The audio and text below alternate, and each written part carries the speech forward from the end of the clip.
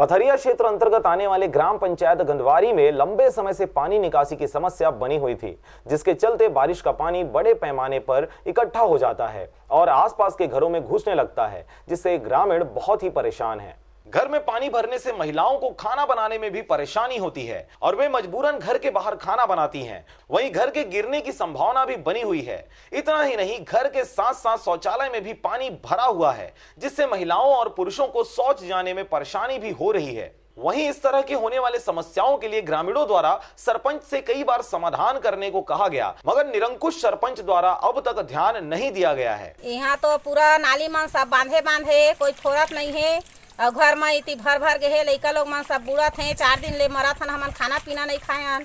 एकर शिकायत कोनो में नहीं करे हन, टाहलुल कहें, कोटवार ला कहे हन और फिर सरपंच ला कहें। सरपंच तो नौकर लगे हैं काम है हज नाली खोलवाए बर ऐसे कहीं को करवा कहा था। इस मूर्तुजा नाम है ओकर और नईम खान है सरपंच तेना वहाँ महे गए है, रायपुर गए है कहीं से ओकर बाप है मूर्तुजा। पथरिया से गुलशन आनंद और तरुण कुमार के साथ ब्यूरो रिपोर्ट RJ रमजाजर।